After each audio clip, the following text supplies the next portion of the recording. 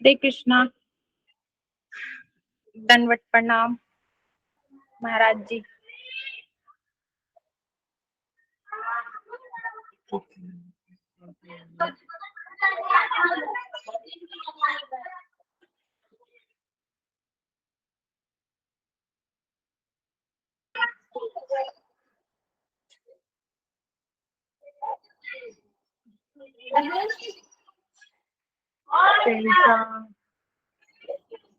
आप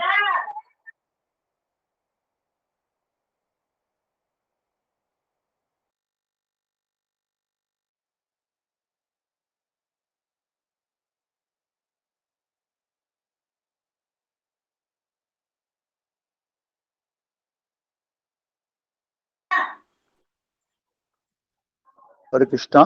सब भक्तों को धन्यवाद प्रणाम। सोनम माता जी, श्वेता माता जी, सोनिया माता जी, माता जी, विशाल प्रभु जी, हरे कृष्णा। आ रहे मम्मी। प्रियंका माता जी, हरे कृष्णा। सुधा माता जी, हरे कृष्णा। हरे कृष्णा सभी शीला माता जी, हरे कृष्णा जी। हरे कृष्णा प्रभु जी, दंडवत प्रणाम। हरे कृष्णा माता जी, हरे कृष्णा। अनिल प्रभु जी, हरे कृष्णा। हरे कृष्णा। हरे कृष्णा प्रभु जी। हरे कृष्णा माता जी, हरे कृष्णा। सब भक्तों को धन्यवाद प्रणाम।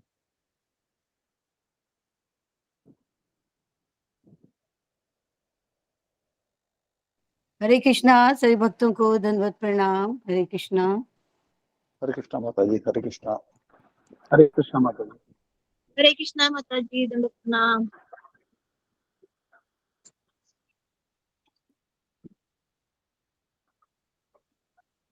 आज जो पत्नी है उनको ठीक है आज कुछ आइडिया किसी को? आवाज क्लियर नहीं आ रही आपकी? हरे कृष्णा सभी भक्तों को दंडवत प्रणाम। अशोक चावला हरे प्रभु जी कृष्णा। दंडवत प्रणाम। ईश्वर हरे प्रभु जी कृष्णा कृष्णा माता दंडवत जी, प्रणाम। सुबह मेरी हरे कृष्णा। सुधा माता जी दंडवत तबीयत ठीक दंडवत नहीं थी प्रणाम। तो प्रभु जी, हरे मैं कृष्णा। प्रियंका माता जी दंडवत हरे सुबह प्रणाम। टाइम नहीं थी तो सभी दंडवत भक्तों को प्रणाम दंडवत माता प्रणाम। जी। सभी भक्तों को दंडवत प्रणाम। हरे कृष्णा, दंडवत प्रणाम। प्रणाम।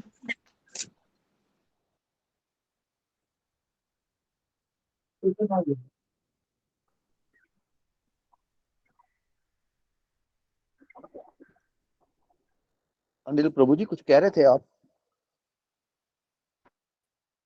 क्या तो मैं सुबह मेरी मैं प्रभु जी, आवाज कट रही है आपकी, साफ नहीं आ रही। आवाज कट रही है। अच्छा जी अच्छा। प्रभु जी।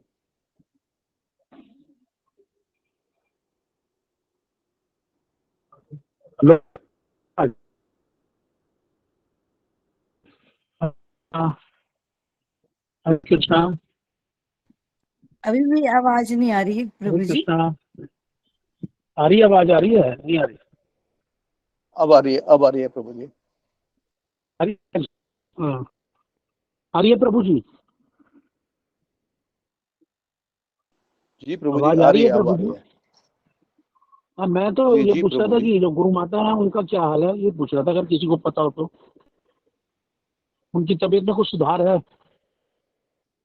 जी जी प्रभु जी, पहले से कुछ बेहतर है। अच्छा जी। तो यह कि मौसम बड़ा खराब है ना, धन्यवाद। और जी मैं जी भी 2 प्रभु दिन जी। से बड़ा परेशान हूँ। तबीयत बड़ी खराब चल रही है। ओहो। हरे कृष्णा।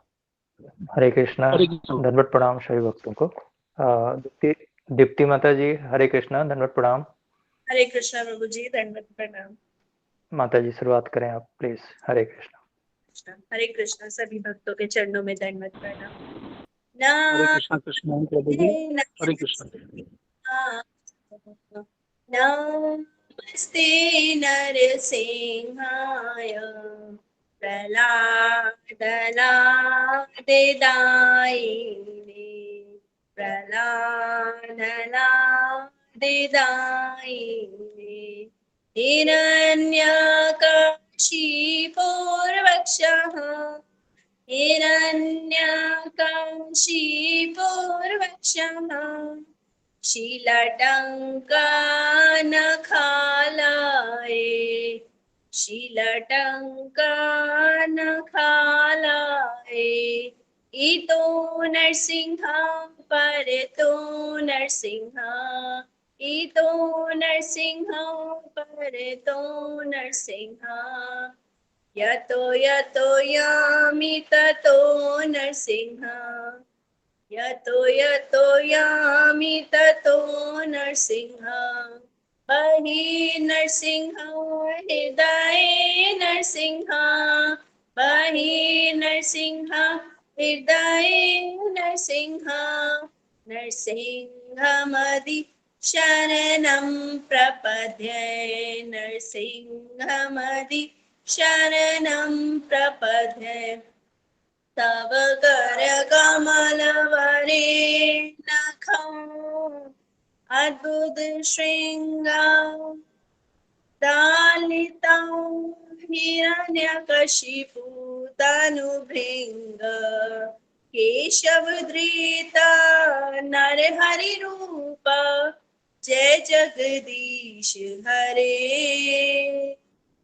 जय जगदीश हरे तव कर कमलवरे नखं अद्भुत श्रृंगार दालिता हिरण्यकशिपु तनुभृंग केशवधृता नरहरि रूपा जय जगदीश हरे जय जगदीश हरे जय नरसिंह देव नरसिंह देव नरसिंह देव जय नरसिंह देव जय प्रहलाद महाराज प्रहलाद महाराज प्रहलाद महाराज जय प्रहलाद महाराज प्रभुपाद प्रभुपाद प्रभुपाद जय जय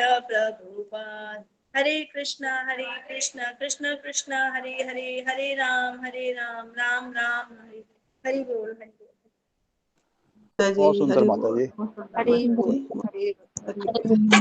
बहुत सुंदर माता जी। हरे कृष्णा सभी भक्तों को दंडवत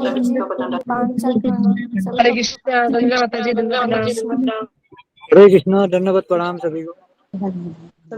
प्रणाम। हरे कृष्ण सभी भक्तों को धन्यवाद। प्रभु श्री 10 नाम अपराध भी बोलूं। जी जी जी जी बोलिए माता जी। नाम अपराध। पहला, उन भक्तों की निंदा करना जिन्होंने प्रचार के लिए अपना जीवन समर्पित कर दिया है प्रभु का पवित्र नाम के लिए। भगवान शिव या भगवान ब्रह्मा जैसे देवताओं के नाम को भगवान विष्णु के नाम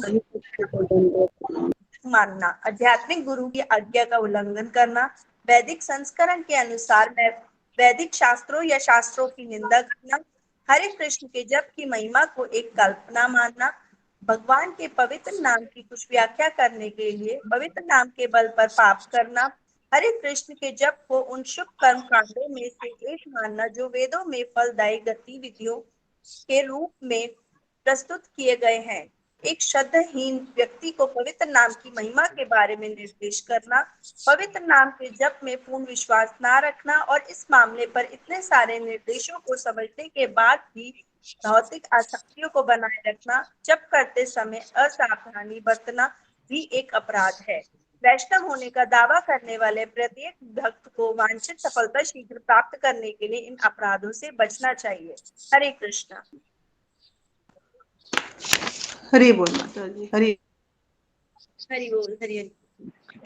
हरि बहुत बोल सुंदर माता जी। हरि बोल जबकि माता जी धन्यवाद। बहुत सुंदर। हरे कृष्णा। सभी के चरणों में मेरा दंडवत प्रणाम।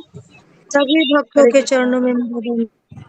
हरे कृष्णा हरे हरे कृष्णा कृष्ण कृष्ण हरे कृष्णा दंडवत गुरु जी प्रणाम दंडवत गुरु जी। प्रणाम सभी भक्तों को दंडवत दंडवत प्रणाम प्रणाम। गुरु जी। हरे कृष्णा।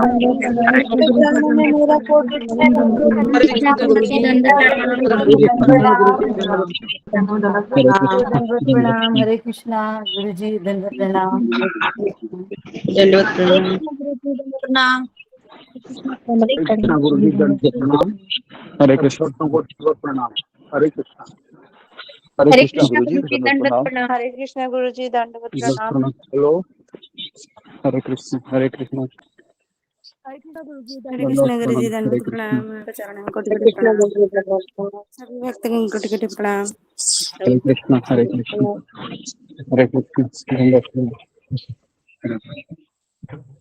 ओके, तो हरे कृष्णा गुरु जी, दंडवत प्रणाम। जी सब लोग माइक को जरा बंद कीजिए कृपया करके।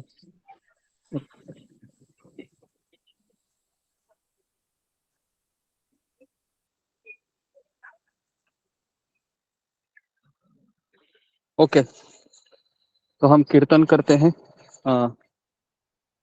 5 मिनट। हरे कृष्णा, हरे कृष्णा, कृष्णा कृष्णा, हरे हरे, हरे राम, हरे राम, हरे हरे, हरे कृष्णा, हरे कृष्णा, कृष्णा कृष्णा, हरे हरे, हरे राम, हरे राम, राम हरे हरे, हरे कृष्णा, हरे कृष्णा, कृष्णा कृष्णा, हरे हरे, हरे राम, हरे राम, हरे हरे,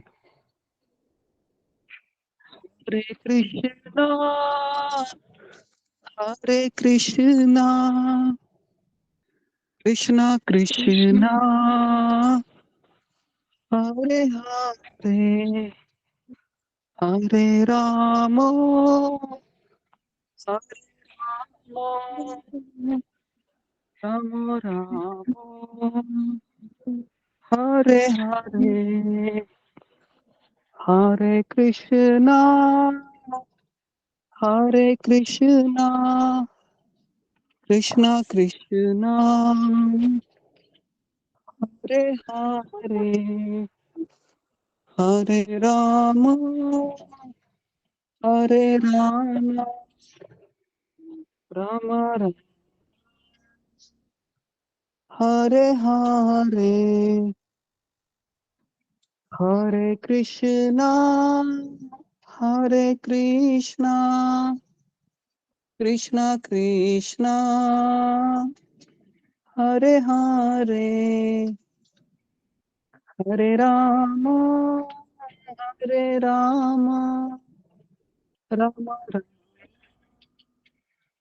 हरे हरे, हरे कृष्णा, हरे कृष्णा, कृष्णा कृष्णा, हरे हरे, हरे राम, हरे राम, राम राम, हरे हरे, हरे कृष्णा, कृष्णा कृष्णा, हरे हरे, हरे राम, राम राम, हरे हरे, हरे कृष्णा, कृष्णा कृष्णा, हरे हरे, हरे राम, राम राम, हरे हरे, हरे कृष्णा, कृष्णा कृष्णा, हरे हरे, हरे राम, राम राम, हरे हरे, हरे कृष्णा, कृष्णा कृष्णा, हरे हरे, हरे राम, राम राम, हरे हरे, हरे कृष्णा,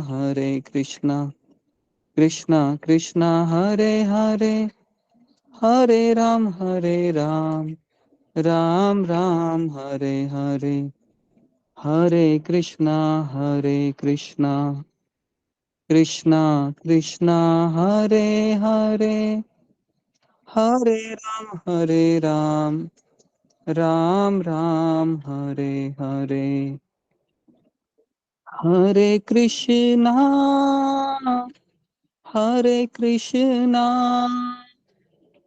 कृष्णा कृष्णा हरे हरे हरे राम राम राम हरे हरे। श्री श्री हरिनाम संकीर्तन की जय। श्री जय जय जय जय हरि जय हरि जय बोल। हरि बोल। हरि बोल हरि बोल जय। हरे बहुत कृष्ण जी। सुंदर। तो आगे बढ़ते हैं अभी हम। हरे जी कृष्णा गुरु जी, दंडवत प्रणाम सभी भक्तों की दंडवत। जी। तो आज किसका टर्न था? गुरु कृष्ण जी जी। मेरे आज हाँ बताइए, शुरू करिए। हरे कृष्णा गुरु जी, हरे कृष्णा सभी भक्तों को दंडवत प्रणाम। गुरु जी, आपने भक्ति सर के 6 पड़ाव के बारे में बताते हुए बताया था कि शास्त्र में बतलाया गया है कि श्रद्धा के उत्पन्न होने पर ही साधु संग प्राप्त होता है, उसके बाद ही भक्त को गुरु की प्राप्ति होती है और उनसे ही वे शिक्षा, दीक्षा और भजन की शिक्षा प्राप्त कर सकता है। इन 3 चीजों के साथ साथ सदाचार भी उसे गुरु से ही प्राप्त होता है, जिसका मतलब यह होता है कि उसे एक दूसरे के साथ कैसे रहना है। तब आपने उसके बाद बताया, भक्ति विनोद ठाकुर जी लिखते हैं कि हरि नाम में मेरे नौका खानी श्री गुरु कंकारी। इसका अर्थ है कि श्री गुरुदेव ही भव सागर को पार कराने के लिए ही कारणधार होते हैं। उनके चरणाश्रय के बिना भव सागर को पार और भक्ति प्राप्त करने का कोई और उपाय नहीं है। इसके बाद आपने पूछा कर्णधार कौन होता है और जहाज में उसकी क्या क्या जिम्मेदारियां होती हैं। तभी कई आदरणीय भक्तों ने इसका उत्तर दिया। पहला कर्तव्य कर्णधार का यह होता है कि वह रास्ते में जो जो कठिनाइयां आएंगी वह उससे अवगत होता है, वह सबकी जिम्मेदारी भी लेता है। अगर आप देखेंगे तो नौका में सारे मुसाफिर चढ़े हुए हैं और अगर हर मुसाफिर अपने ढंग से कार्य करते हैं और कर्णधार भी है वहां पर, तो क्या नौका उचित स्थान पर जा सकती है क्या? यह प्रश्न आपने सभी से पूछा। तभी आदरणीय भक्तों ने उत्तर दिया कि नहीं गुरुजी, इसका अर्थ यह है कि मुसाफिर जो बैठे हैं उनका कर्तव्य है कि वे कर्णधार की आज्ञा का पालन करें, नहीं तो नौका का तहस नहस हो जाएगी और कर्णधार को भी बहुत परेशानी होगी। फिर गुरुजी आपने कहा कि कर्णधार भी जैसे इंडियन टीम में कैप्टन को कहा जाता है और अगर वह मैच जीत जाता है तो सबसे ज्यादा गुण कैप्टन के गाए जाते हैं। भागवत में भी ऐसा लिखा है कि तत्सम गुरु प्रपद्य जिज्ञासु से उत्तम शब्द ये परिष्णातम ब्रह्म 5 अंग आश्रय, अर्थात जो परम कल्याण को जानना चाहता है उसे गुरु की शरण लेनी चाहिए। इसके बाद गुरुजी ने आपने बताया कि रूप गोस्वामी जी द्वारा 3 चीजें गुरु पदाश्रय में बताई गई हैं। पहली चीज है शिक्षा, दीक्षा, भजन की शिक्षा और सदाचार। दूसरा है कृष्ण मंत्र में दीक्षा और भगवत की शिक्षा को प्राप्त करना। और तीसरा सबसे इंपॉर्टेंट है कि विश्वास पूर्वक गुरु की सेवा करना। गुरु पदाश्रय के बाद ही आता है भजन क्रिया। यह 2 प्रकार के होते हैं, अनिश्चित भजन क्रिया और निश्चित भजन क्रिया। अनिश्चित भजन क्रिया में आपने बताया इसके 6 पड़ाव होते हैं। पहला होता है उत्साहमयी, दूसरा घनतरला, तीसरा विकल्प, विषय संग्रह, 5वां निमाक्षय और 6ठा तरंग रंगनी।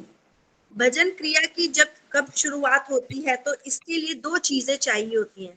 पहली सदगुरु चरणाश्रय और तीसरा सजातीय भक्त। फिर आपने प्रश्न पूछा कि सजातीय भक्त क्या होता है। फिर कई आदरणीय भक्तों ने इसका उत्तर दिया। फिर आपने बताया कि अगर मुझे सत्संग करना अच्छा लगता है या प्रवचन सुनना अच्छा लगता है तो मैं ऐसे भक्त का संग करूंगा। अगर किसी भक्त को खाना बनाने की सेवा पसंद है और मुझे कीर्तन करना पसंद है तो ये विजातीय का उदाहरण होगा। अगर 2 भक्त हैं उनमें अच्छा है तो वह स्वजातीय का उदाहरण होगा। फिर गुरुजी आपने प्रश्न पूछा कि साधक की परिभाषा क्या है। फिर आदरणीय सुजाता माता जी ने बताया कि वह गुरु की शरण होकर गुरु से शिक्षा दीक्षा लेता है। गुरुजी आपने कहा कि साधक का एक और गोल होता है कि चाहे उसका मन लगे या ना लगे, लेकिन वह भक्ति का अभ्यास जरूर करेगा। उसको कोई डांट दे, निंदा करे या स्तुति करे, वह अपना अभ्यास कभी नहीं छोड़ता है। फिर भक्ति पड़ाव के आपने 6 स्तर बताए, जिसमें से पहला स्तर था उत्साहमयी भजन क्रिया। एक छात्र है जो भक्ति में अभी आया है, उसने शास्त्र का अध्ययन शुरू किया है और वह मन ही मन मानता है कि मुझे समस्त लोग अब मेरी तारीफ करेंगे। तब ऐसे में जो उत्साह उत्पन्न होता है और उसे ऐसा लगता है कि मैं अब भक्ति में जल्दी तरक्की करूंगा, इसे कहते हैं उत्साहमय। एक उदाहरण भी आपने दिया कि वह हाथ में जपमाला लेता है और बहुत जप करता है और सत्संग में भी आकर उसे बहुत अच्छा लगता है। यह उत्साहमय स्टेज है। फिर गुरुजी आपने प्रश्न किया कि इसे इतना उत्साह क्यों आता है। फिर कई आदरणीय भक्तों ने इसका उत्तर दिया और गुरुजी आपने कहा कि उसे नया भगवान मिला है, नए भक्त मिले हैं, तो यह उत्साहमय स्तर नई चीजों को लेकर रहता है कि नई कंठी माला है, नया बीट बैग है, नया मंत्र है, नया भजन है, नया गीता का लेसन है। तो ऐसे में हमें सबको उत्साह दिखाई देता है। जब चीजें पुरानी हो जाती हैं तो वह उत्साह कम हो जाता है। इसका उदाहरण आपने बताया कि जैसे दिवाली का पटाखा होता है। फिर आपने पूछा कि क्या वो प्रगति कर रहा है या नहीं। वो प्रगति कर रहा है, पहला स्टेप आगे चल चुका है कि यह सबके साथ होता है, यह हमारे साथ भी हुआ है। ओके, हरे कृष्णा जी, धन्यवाद। हरे ओके, कृष्ण। तो अभी हम आगे बढ़ते हैं। अच्छा लगता है। हरि बोल माता, ये अच्छा होता है। हम लगाए करते। ओके, ओम ज्ञानतिमिरन्धस्य ज्ञानाञ्जनशलाकया चक्षुरुन्मीलितं येन तस्मै श्रीगुरवे नमः। श्रीचैतन्यमनोभीष्टं स्थापितं येन भूतले स्वयं रूप कदा मह्यं ददाति स्वपदान्तिकं। वन्देऽहं श्रीगुरु श्रीयुतापदकमलं श्रीगुरून् वैष्णवांश्च श्रीरूपं साग्रजातं सहगण रघुनाथान्वितं तं सजीवं साद्वैतं सावधूतं परिजनसहितं कृष्ण चैतन्य देवं श्री राधा कृष्ण पादान सहगण ललिता श्री विशाखान्वितांश हे कृष्ण करुणा सिंधु दीनबंधु जगतपते गोपेश गोपिका कांत राधा कांता नमोस्तुते तप्त कांचन गौरांगी राधे वृंदावनेश्वरी वृषभानुसुते देवी प्रणमामि हरिप्रिये वाञ्छाकल्पतरुभ्यश्च कृपा सिन्धुभ्य एव च पतितानां पावनेभ्यो वैष्णवेभ्यो नमो नमः। श्री कृष्ण चैतन्य प्रभु नित्यानंद श्री अद्वैत गदाधर श्रीवासादि गौर भक्तवृंद हरे कृष्णा कृष्ण कृष्णा हरे हरे हरे राम राम राम हरे हरे। मुखं करोति वाचालं पंगुं लंघयते गिरिं यत्कृपातमहं वन्दे श्री गुरु दीनतारिणम्। हरे कृष्णा, सबका स्वागत है गीता के सत्र में। जो भी नए भक्त हमारे सत्र में आए हैं उनका भी स्वागत है। तो जो भी नए भक्त आए हैं उनके लिए हम 3 बार हरे कृष्ण महामंत्र बोल के हरे कृष्णा, उनका स्वागत करेंगे। दंडवत प्रणाम। हरे कृष्ण, हरे कृष्णा हरे कृष्णा कृष्ण, कृष्णा हरे हरे हरे कृष्णा हरे हरे राम कृष्णा हरे राम हरे हरे राम कृष्ण राम हरे राम हरे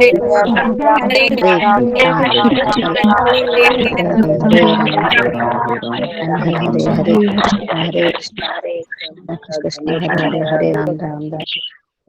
आगे हरे कृष्णा जी। जित सारे भक्तों का स्वागत है सत्र में। तो जो भक्त नए आए हैं उनके लिए ये सूचना है कि 3 से 4 बजे हमारा रोज सत्संग होता है। और जो भक्त नए आते हैं तो उनसे हम यही कहते हैं कि आप 15 दिन कम से कम 3 से 4 बजे के सत्र को ज्वाइन करते रहिए और हरे कृष्ण महामंत्र का कम से कम 2 माला से जब शुरू कीजिए। और आप 15 दिन में आप देखोगे कि आपके जीवन में कुछ बदलाव आपको अनुभव होगा, है ना। क्योंकि भगवत गीता ये भगवान की वाणी है और हरे कृष्ण महामंत्र ये गोलोक वृंदावन से हमें प्राप्त हुआ है। तो इसलिए इसमें असीम असीम आध्यात्मिक ऊर्जा है जो हमारे हृदय को परिवर्तन कर सकती है ना जी। तो कल हमने चर्चा की थी भक्ति के स्तर के 6 पड़ाव के बारे में। तो शॉर्ट में मुझे एक एक लाइन में कौन बता सकता है, एक लाइन में केवल, कि ये जो 3 स्तर हमने देखे थे उनके नाम बताना है आपको और अपने जीवन में अपना अनुभव आपको शेयर करना है इन 3 चीजों में जी। तो कौन मुझे इसमें थोड़ा सा अपना उदाहरण देके बता सकता है? जो कल हमने 3 पड़ाव देखे थे कि मेरे जीवन में भी ऐसे हुआ था, तो वो उदाहरण आपको बताना है ना, ताकि सारे भक्त उस चीज को समझ पाए जी।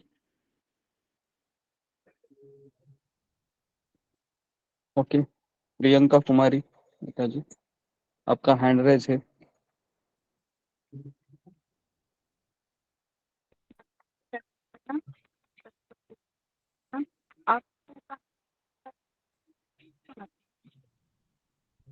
जी बोलिए प्रियंका कुमारी, कैमरा ऑन कीजिए और फिर बोलिए।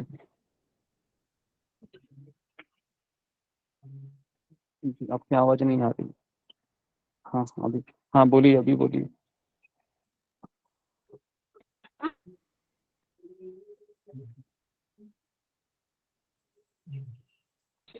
माइक ऑन करके बोलिए माता जी।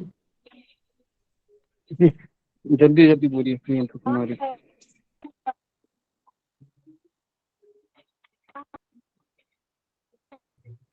ओके, कुछ प्रॉब्लम रहेगा, आपकी आवाज नहीं आ रही है। Okay next.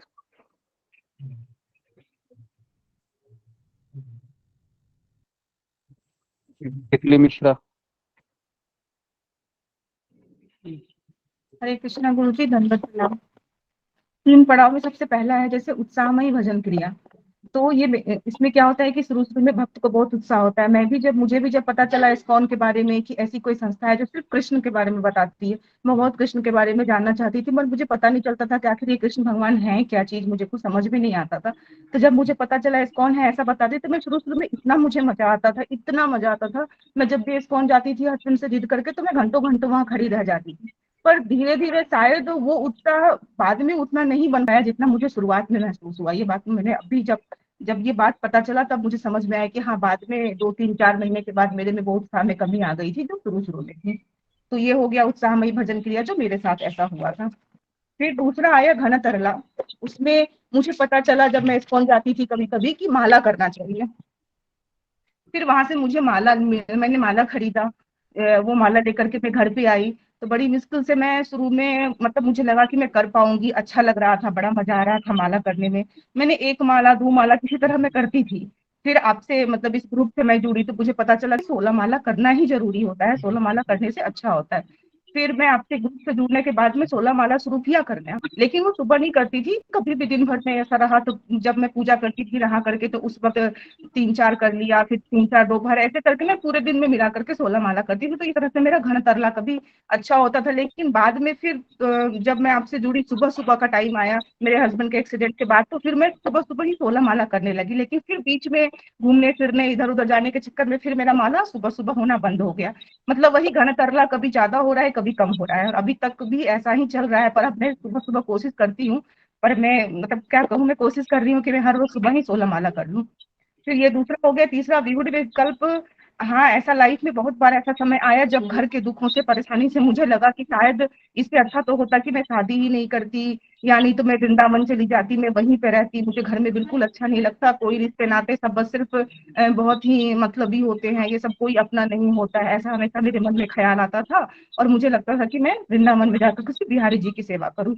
फिर कभी ऐसा होता था कि लगता था कि नहीं, अकेली लड़की हूँ, कहाँ जाऊंगी, किधर रहूंगी, इससे अच्छा तो घर में रह करके ही भक्ति करना है। तो इस तरह से ये वीड विकल्प वाला मेरा चलता रहता था। लेकिन अब जब ये सत्संग से जुड़ी होता मुझे पता चला है कि नहीं, कहीं जाने से भगवान नहीं मिलेंगे, घर में रह करके ही अपना सारे कर्तव्यों को पूरा करते हुए मुझे भक्ति के सीढ़ियों को आगे बढ़ना है। और गुरु जब मिल गए हैं तब तो मुझे कोई चिंता ही नहीं है, मुझे पूरा विश्वास है कि मैं भक्ति में अब आगे जरूर जाऊंगी। हरे कृष्णा गुरु जी, कुछ गलती हो गई हो तो क्षमा कीजिएगा।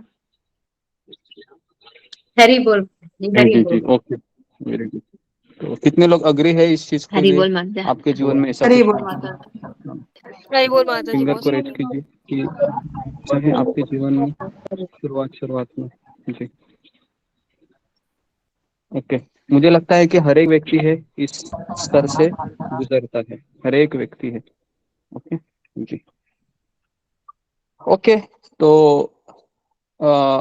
अभी हम चौथे स्तर पर आ रहे हैं। जो चौथा पड़ाव है वह है विषय संग्रह, विषय संगारा। ये चौथा पड़ाव है भक्ति का।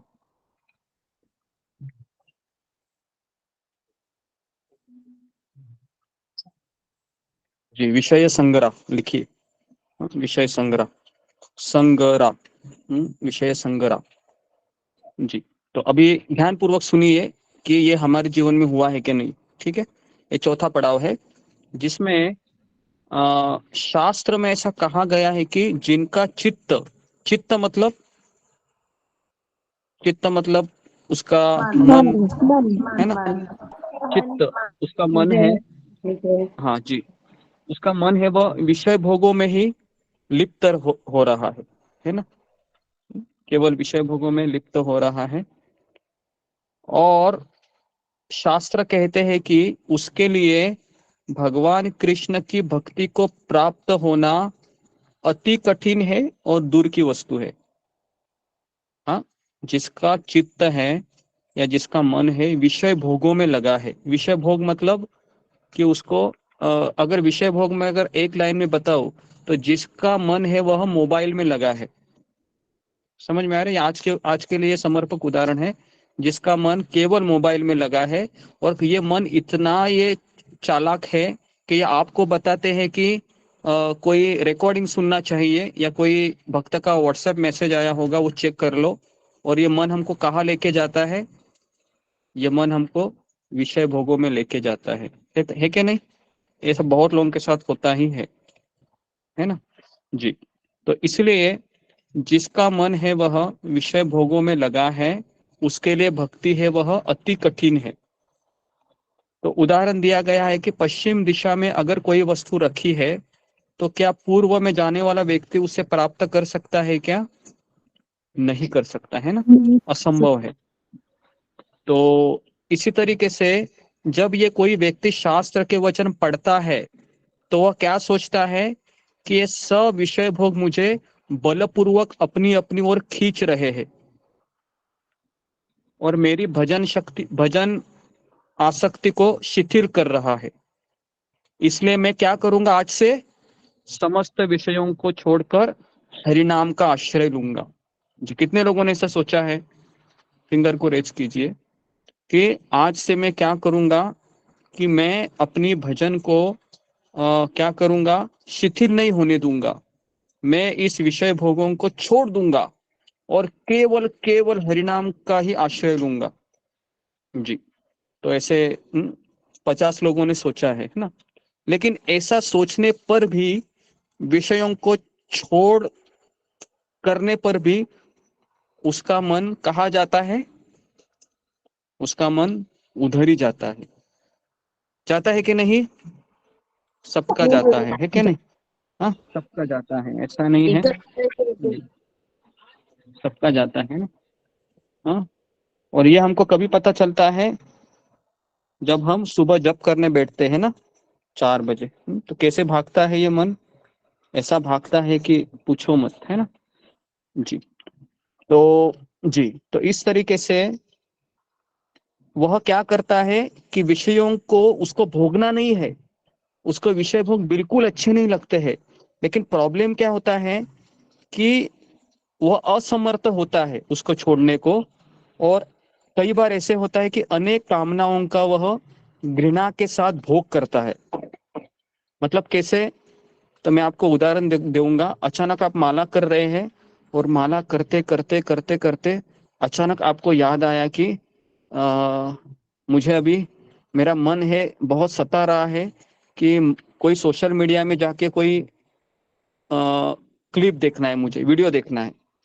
तो वो रोकता है उस थॉट को, नहीं नहीं नहीं ऐसे कैसे होगा, लेकिन उसका मन है वो छोड़ने के लिए तैयार नहीं है। तो फिर वो क्या करता है, उसकी माला भी शुरू होती है और साथ साथ वह मोबाइल में वीडियो भी देखता है। होता है कि नहीं ऐसा? कितने लोग अग्री करते हैं इस चीज को? हाथ खड़ा कीजिए। हाँ, सब लोग अग्री करते हैं। माला भी चल रही है एक हाथ में, हरे कृष्णा हरे कृष्णा हरे कृष्णा हरे कृष्णा, और मैं दूसरी जगह, मेरे आंखें कहाँ जा रही है, मोबाइल में जा रही है, और मैं मोबाइल का क्लिप देख रहा हूँ, है ना। आध्यात्मिक प्रशिक्षण ग्रुप में बहुत अच्छे अच्छे वीडियो भी आए हैं, क्लिप आए हैं, है ना, उसको मैं देख रहा हूँ और मेरा माला भी चल रहा है। ओके, तो ये मैंने आपको एकदम प्रैक्टिकल उदाहरण दिया कि किस तरह से ये हमारे साथ होता है। ओके, तो इस तरीके से संगर का अर्थ है युद्ध करते रहना। ठीक है, विषय संगरा, संगरा मतलब युद्ध करना, किससे? विषयों से युद्ध करना। ठीक है, तो यहाँ पर वो उसको पता चलता है कि मेरा युद्ध कहाँ पर है, बाहर है क्या? नहीं, मेरा युद्ध कहाँ है, मेरे अंदर ही है ना, मेरे अंदर ही। ये उस कहाँ चलता है, इस स्तर पर चलता है, विषय संग्रह। तो विषय संग्रह पे उसको लगता है, कभी कभी उसको लगता है कि मेरे कशपू है, कभी कभी उसको लगता है कि मेरी माँ है, ये भक्ति में बाधा है, ये मेरी माँ है, कई कई की तरह है। कभी कभी उसको लगता है ये मेरा भाई है, ये भक्ति में बाधक है ना, ये रावण की तरह है। तो इस तरीके से वो दुनिया को वो नाम देते रहता है। मेरी माला नहीं हो रहा है, किसके वजह से? इसके वजह से। समझ में आ रहा है मैं क्या क्या बताने जा रहा हूँ? मैं ये बताने जा रहा हूँ, हमारी माला किसके कारण नहीं हो रही है? हमारी माला नहीं हो रही है केवल एक व्यक्ति के वजह से। वो व्यक्ति कौन है? हम खुद वो मैं व्यक्ति मैं। हम खुद है मन हमारा मन ओके हमारा मन जी, ओके। तो मुझे लगता है कि आपको समझ में आया होगा कि हमें कौन रोक रहा है। तो मेरा मन, मेरा जो विषय भोगों के प्रति उसका जो आसक्ति है ना। एक्चुअली हमको लगता है कि मेरी माँ से, मेरी पत्नी से आसक्ति नहीं है, उस विषय से आसक्ति है। क्योंकि पत्नी से व्यक्ति क्यों आसक्त होता है? क्योंकि पत्नी उसके विषयों को पूर्ण करती रहती है। एक्चुअली आसक्ति उस व्यक्ति की तरफ नहीं है, उसको जो पूर्ण करने का उसको जो मजा मिल रहा है ना, उसमें उसकी आसक्ति है। तो इसके लिए इस तरह को कहते हैं विषय संगरा। संगरा मतलब युद्ध करना, लिखिए। और उसका युद्ध किससे है? उसका युद्ध है विषयों से है। विषय विषय, है ना, विषय। तो कितने विषय है? तो वो भी लिखिए, 5 विषय है। 5 विषय है ना। वो आपको पता ही है ना, तो आप उसको लिखिए, है ना, कई बार मैंने वो बताया है ना। 5 विषय कौन से हैं? देखना, सुनना, चखना, है ना, उसके बाद स्पर्श करना, ये सारे विषय है ना, बराबर है। तो अभी इसमें क्या होता है, कभी कभी वह विषयों पर विजय पा लेता है। कभी कभी ऐसा होता है कि नहीं, आपका मन बोलता है मोबाइल उठा लो, मोबाइल उठा लो, तो आप एक दिन बोलते नहीं, मैं मोबाइल बिल्कुल नहीं उठाऊंगा, मैं जप कर रहा हूँ, मैं जप ही करूंगा। ऐसे एक दो दिन हम सफल होते हैं। और कई बार ऐसे होता है कि हम क्या करते हैं, समझौता करके बैठते हैं और बोलते हैं ठीक है, मेरे माला बाकी है 6 माला, और मुझे नहीं लगता कि अभी मेरा माला मोबाइल के बिना हो सकता है, बराबर है। तो क्या करता है फिर? सॉरी गुरु एक जी, हाथ में, वो 5 मैं फर्स्ट बार आई हूँ। प्रणाम आपको, हरे कृष्णा। और जी जी आपने विषय संग्रह विषय के वो आपने पार्ट बताए हैं, देखना, स्पर्श करना, चखना, जी जी और 4-5 कौन सा गुरु जी? जी जी, देखना, खाना और खाना आंखों से देखते हैं, कानों से सुनते हैं, अच्छा, उसके बाद हाँ सुनना, सुनना, उसके बाद नाक से गंध लेना। ओके, गंध लेना, ठीक। हाँ, और उसके बाद त्वचा से स्पर्श करना। प्रणाम। हाँ, ओके। तो इस तरीके से ये 5 इंद्रिय विषय है। तो इससे व्यक्ति है वह लिप्त रहता है। उसको लगता है कि दुनिया मेरे बीच में आ रही है, मेरे और मेरे भगवान के बीच, लेकिन दुनिया आ रही है क्या? दुनिया नहीं आ रही है, उसके विषयों के प्रति आसक्ति आ रही है। और कई बार व्यक्ति इसको समझ नहीं पाता है और वह दुनिया को दोष देते घूमते रहता है। बराबर है। ऐसे होता है कि कभी कभी माला नहीं होती है, तो अभी अभी उसमें व्यक्ति भी ऐसा नहीं है कि मान लो अगर व्यक्ति आता है और आपका मोबाइल आपसे छीन लेता है ना, तो उसमें हाँ वो व्यक्ति है, बाधा बन रहा है ना। तो लेकिन प्रत्यक्ष रूप से ये मेरे जो भोग के प्रति आसक्ति है वह बाधा बन रही है। ठीक है, ये हो गया कौन सा हो गया ये? विषय संग्रह। जी, इसमें किसी को डाउट है क्या? तो हम आगे बढ़ते हैं। ओके जी। जी, तो ये विषय संग्रह ये किन किन लोगों के साथ अभी भी होता है? जी, फिंगर को रेज कीजिए। अभी भी होता है मेरे साथ। जी, फिंगर को रेज कीजिए। अभी भी हो रहा है ना? अभी भी हो सकता है, या ये मेरे साथ चलता ही रहता है। कभी कभी एकादशी आती है तो मैं दुगना एकदम कंट्रोल कर पा लेती हूँ, और कभी कभी तो ऐसा बहाव आता है कि बस बह जाती हूँ मैं, या बह जाता हूँ माया में। ओके जी। ओके, तो मुझे लगता है कि 50 लोग हैं, और मुझे लगता है कि 50 नहीं होने चाहिए। जितने भी लोग हैं ना, 100 लोग, 100 के 100 इसमें होने चाहिए।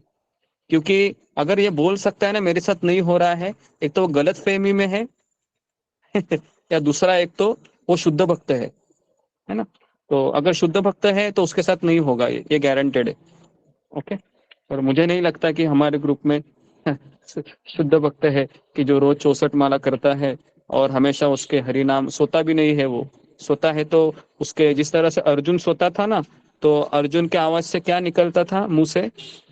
कृष्ण कृष्ण कृष्ण कृष्ण, ऐसे निकालता था, कृष्ण कृष्ण। है ना। और हम जब सोते हैं तो क्या निकलता है? खराटे निकलते हैं। कराटे निकलते हैं। जी, तो इसके लिए कोई शुद्ध भक्त तो है ना, अगर कोई ऐसा है तो मुझे पता ही है जो सोने के बाद भगवान का नाम लेता है ना, उसका जो पड़ोसी है उसको आप पूछ सकते हो, मैं जब सोता हूँ तो किसका नाम लेता हूँ करके, है ना, वेरीफाई हो जाएगा। ओके, तो ये हो गया विषय संग्रह। अगला है नियमाक्षय। जी, 5वां पड़ाव, नियमाक्षय, नियम अक्षय। ओके, नियम अक्षय, नियम अक्षय, नियम अक्षय। ओके, हो गया जी। तो इसमें लिखिए कि जब उसकी ऐसी दशा होती है ना कि मैंने संकल्प किया है कि मैं आज से भोगों को दूर रखूंगा, वो संकल्प करता है लेकिन नहीं होता है, तो फिर वो क्या करता है? नियम बनाता है। कौन सा नियम बनाता है? वो कहता है कि आज से, है ना, आज से वो कहता है कि 8वां दिशा साक्षी है ना, सूर्य चंद्र ये साक्षीदार है, 12 जो आदित्य है वो साक्षीदार है। इस तरह से वह एक प्रतिज्ञा लेता है, आज से मैं कम से कम 16 माला का जप किसी भी हालत में करूंगा। ऐसे वो जोर से, वो पता है ना, इस तरह से वो जोर से वो बोलता है। तो ये फिर वो व्रत लेता है, क्योंकि उसको पता है कि मेरा तो ठीक नहीं चल रहा है, कभी कभी मैं नियमों का पालन करता हूँ, कभी तोड़ रही हूँ। तो इस तरीके से वह नियम बना लेता है कि मैं आज से कम 16 माला का जप करूंगी, मैं आज से तीनों सेशन अटेंड करूंगी, मैं आज से इतने वैष्णव को प्रणाम करूंगा इतनी बार। हाँ?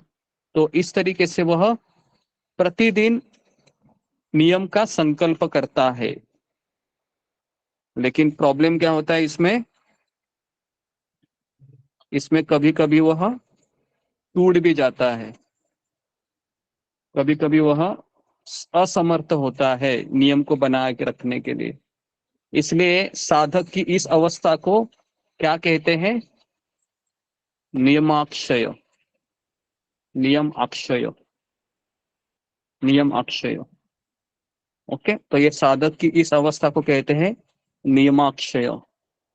अभी मुझे कौन बताएगा विषय संग्रह और नियमाक्षय में क्या फर्क है? जी, फिंगर को रेस कीजिए। नियमाक्षय में और विषय संग्रह, मतलब पिछला वाला तो स्तर था, उसमें क्या फर्क है? जी, एक मिनट। जी, अभी कीजिए फिंगर को रेस। जी, क्या फर्क है? जी, रूबी कुमारी। हरे कृष्ण गुरु जी, धन्यवाद प्रणाम।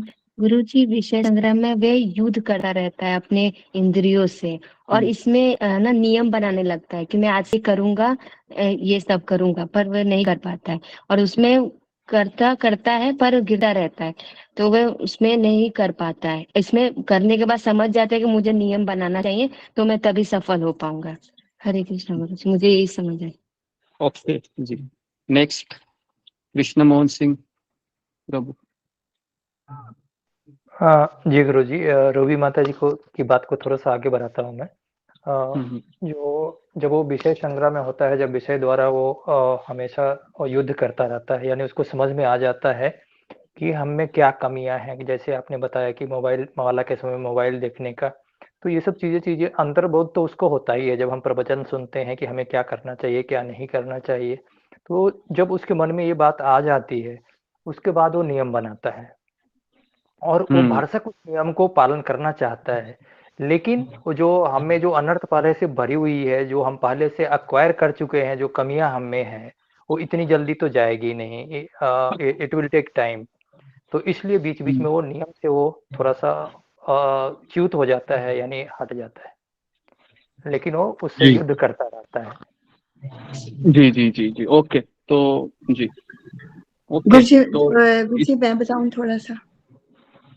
हाँ, कौन? सुमन कुमारी। हाँ, बोलो। प्रणाम गुरुजी। मेरा मेरा मेरा मन में ये विचार आया गुरुजी के विषय संग्रह में जब वो खाता है, पीता है, सोता है, सुनता है, अपना टाइम वेस्ट करता है, वो तो उसको ज्ञान आता है कि मैं तो ऐसी टाइम वेस्ट कर रहा हूँ इनके चक्करों में। तो जब उसको विवेक आता है तो वो कहता है नहीं, मैं अध्यात्म की तरफ मुड़ना चाहता है, वो दृढ़ निश्चय करके कि आज मैं ये करूंगा। फिर जो पिछले उसके थोड़ा सा बुरा टाइम होता है, वो उसके कारण आलस्य, प्रमाद या कुछ, तो वो फिर नीचे बैठ जाता है, तो वो कर नहीं पाता। फिर उठने की बात करता है, फिर किसी स्थिति के कारण वो ऐसे करता है। नहीं तो बाकी आप ठीक है। तो जी देखिए, विषय संग्रह को समझना आसान है। अभी आपने कहा कि उसको विवेक पहले से ही है। हम सभी लोगों को गीता पता है, हम प्रवचन 100 बार सुने हैं, लेकिन फिर भी आज अगर आप जपा के लिए बैठेंगे तो ऐसा होगा कि नहीं कि 1 माला 2 माला हो गए, अचानक मन बोलेगा कि जरा फ्रिज में देखो सब्जी कौन सी है। तुरंत आप क्या करोगे? उठोगे, माला भी चल रही है, हाँ क्या, हरे कृष्णा हरे कृष्णा हरे कृष्णा, और फिर फ्रिज में जाओगे सुमन कुमार माता जी आप, और फिर क्या करोगी? सारी सब्जियां चेक करोगी। समझ में आ रहा है मैं क्या बोल रहा हूँ? हाँ, तो ये क्या है? ये विषय संग्रह है कि अभी भी मेरा मन है वह विषयों की तरफ जा रहा है, है ना। तो इसको कहते हैं, ऐसा नहीं कि उसको विवेक नहीं है, उसको विवेक है, उसको सब पता है, लेकिन फिर भी वह उसको जो बुरी आदत है उसको खींच रही है। ओके जी, ओके। अभी गुरु जी आपने जो एक एग्जाम्पल दिया था, हरे कृष्ण, जो एक भक्त का जिनको सिगरेट पीने की आदत थी, ऐसा आपने बताया था, तो वो यहाँ पे मुझे लग रहा है कि उदाहरण सटीक हो सकता है। जी जी हाँ, ये भी हो सकता है। जी, ये भी हो सकता है उदाहरण को विषय संग्रह में, क्योंकि वो विषयों के अधीन है, वह उसको सिगरेट पीना। जी, ये उदाहरण मैं वापस दे रहा हूँ, अच्छा हो गया आपने याद दिलाया। तो जो लोग नए आए हैं उनके लिए, और जो, क्योंकि काफी दिन हो गए मैंने उदाहरण दिया नहीं है। जी, तो इस उदाहरण को अच्छे से आप सुनिए, जो पुराने भक्त उनको पता है, फिर भी आप सुनिए कि एक राधा गोपीनाथ मंदिर में, हमारे इस्कॉन चौपाटी में, जहाँ पर मेरा भक्ति का पोषण हुआ, तो वहां पर किसी का माइक चालू है, माइक को बंद कीजिए।